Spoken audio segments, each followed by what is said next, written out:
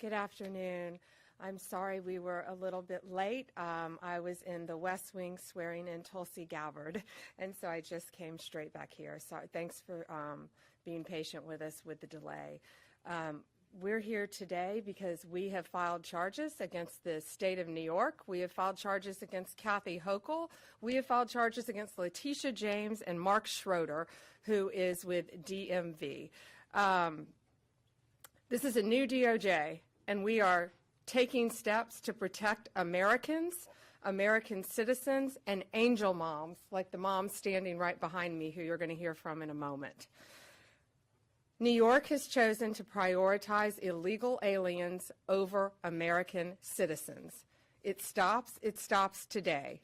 As you know, we sued Illinois, and New York didn't listen. So now you're next. Millions of illegal aliens with violent records have flooded into our communities, bringing violence and deadly drugs with them. With me today, I'm so proud to be joined by Tammy Nobles. Tammy is an angel mom. Her beautiful daughter, Kayla Hamilton, was murdered by an MS-13 member in 2022. Kayla had just turned 20 years old, and she was raped and murdered by someone who should not have been in our country. Yet, he was released, flown to Maryland, where he committed this violent murder. I just want you to hear from, Tammy. Tammy represents not only herself and her family, but all of the great angel moms around this country who have suffered because of what the Biden administration did, and it is over. Thank you for having me here today and being able to share Kayla's story. Her murderer was able to come across the border knowing that he was flagged as an MS-13 gang member, and he had a criminal record in 2020 in El Salvador for illicit gang activity. He came over as an unoccupied alien child, saying that he was afraid of gang activity in his country. Health and Human Services called him a nice boy, and he showed age-appropriate behavior. That fell so wrong when he murdered my daughter. He ended up in Maryland, where he was able to rent a room in the same mobile home as her. We thought it was a legit company that were renting out these rooms, but it turned out that it was another illegal immigrant who owned these mobile homes, and he knew Walter from El Salvador. He knew him and allowed him to rent a room with my child. Kayla just turned 20 years old 3 days before she was murdered. Her murderer was only living there for 5 days before he viciously strangled her, raped her, and left her on the floor like trash and robbed her of $6. I have been sharing her story for over 2.5 years to bring change, because this should have not have ever happened to Kayla, and it shouldn't be happening to other families being hurt by the border. Homeland Security did not do their jobs. They did not check his background. You know, they did say that he was processed. So if they processed him, they knew that he was a gang member and still allowed him here. Health and Human Services did not verify the sponsor and allowed him to go with a sponsor that they don't even know if it was his cousin or his aunt. And he was able to leave the sponsor's house to go live wherever he wanted. And I am going to continue sharing Kayla's story to help save others and to bring awareness of what was happening under the Biden-Harris administration. And I'm so thankful for Pam having me here today, and I'm so thankful for the opportunities I got from Trump and any other platform, people who allowed me to share her story, because this is going to end. No other parent should suffer by having their child murdered by somebody that shouldn't be here. And I'm going to continue, sharing it, and for Kayla, and also for others. Thank you. And it's my understanding that he also admitted to other murders, correct? Multiple murders. He wrote a letter, and it was intercepted in jail, that he committed 4 murders and 2 rapes. And that's who we were letting walk into our country. And that's why President Trump has directed this to stop. And if you don't comply with federal law, we will hold you accountable. We did it to Illinois, strike 1. Strike 2 is New York. And if you are a state not complying with federal law, you're next. Get ready. And the great men and women of law enforcement are standing behind me today. We have FBI, DEA, ATF agents. They put their lives on the line every single day to protect us. And what New York has, they have green light laws, meaning they're giving a green light to any illegal alien in New York where law enforcement officers cannot check their identity if they pull them over. Law enforcement officers do not have access to their background. And if these great men and women pull over someone and don't have access to their background, they have no idea who they're dealing with. And it puts their lives on the line every single day.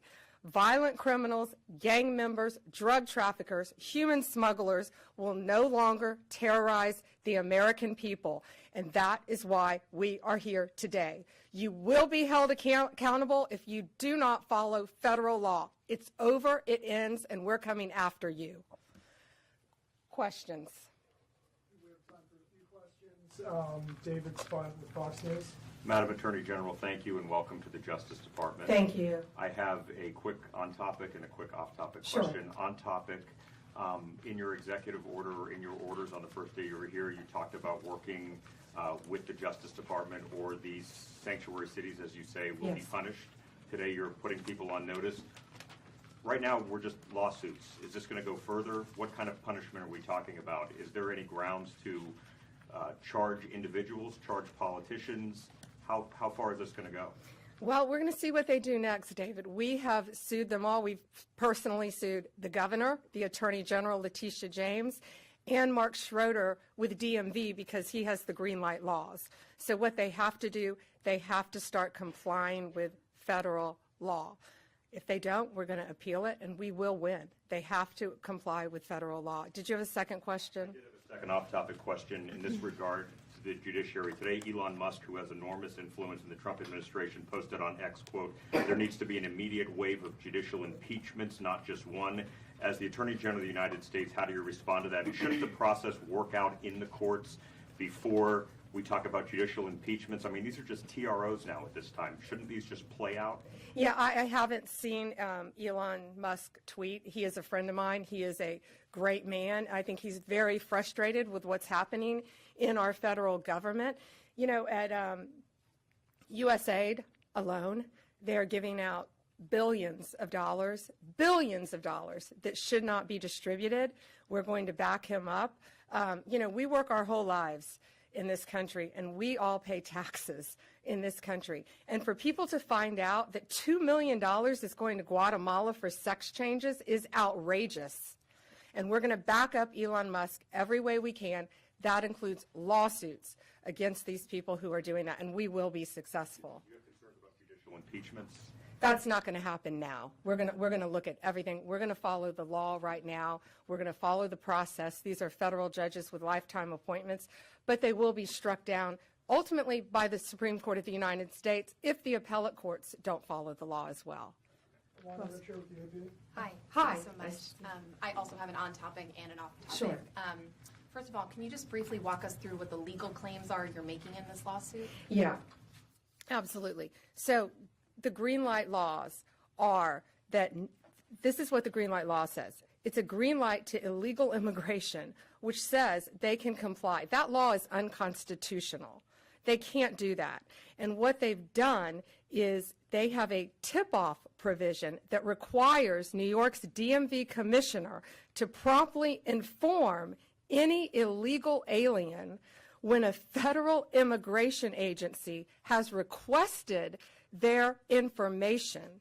So think about the men and women in law enforcement behind me. That's basically, that's not a basic, it's tipping off an illegal alien, and it's unconstitutional. And that's why we filed this lawsuit. And that's why we charge Mark Schroeder, too, because he runs DMV. Oh, I'm sorry, you had a second question. Yeah, my off-topic question. I wanted to ask about Mayor Eric Yes. Adams' case. As of at least a few moments ago, SDNY still has not dropped that case.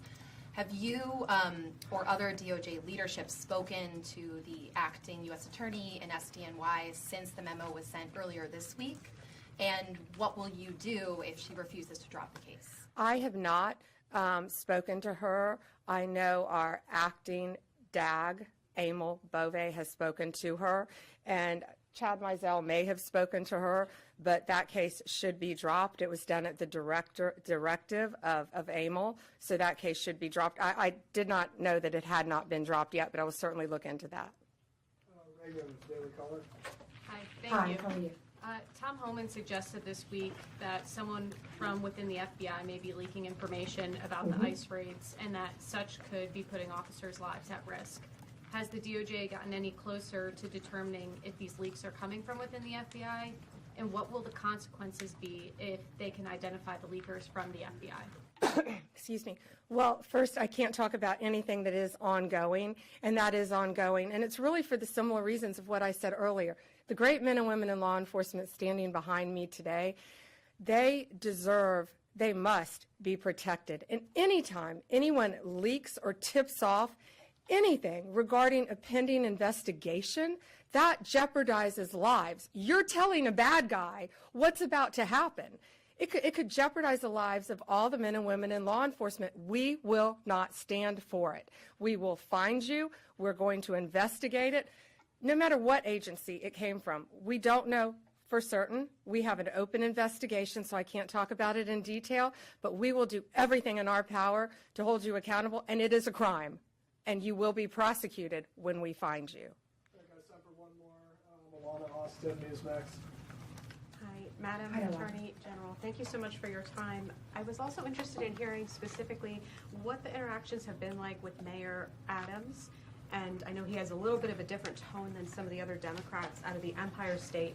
And then also Denver Mayor Mike Johnston, because before the President Trump went back into office, he had issued some words about a potential standoff and then walked that back. So I was curious to see what things have been like out of New York City and Denver officials. Yeah, well, we're hoping that in New York, Mayor Adams is going to cooperate with us with the sanctuary cities and the illegal aliens. And has the mayor in Colorado been cooperating? Do we know? I believe he might have now. Yeah, I believe Colorado is now cooperating. That's what we want. We don't want to sue you. We don't want to prosecute people. We want people to comply with the law. This is very simple. An MS-13 member murdered her daughter. That's happening throughout this country. We have one angel mom is too many. And we have angel moms throughout this country who should not be going through this. Comply with the law. This is the last thing we want to be doing. We want to be out there, all of us, fighting violent crime. Yet we're fighting illegal aliens, and that ends, and it's going to end today. That's all we have time for, guys. Thank you. Thank you. Thank you all. Thank you.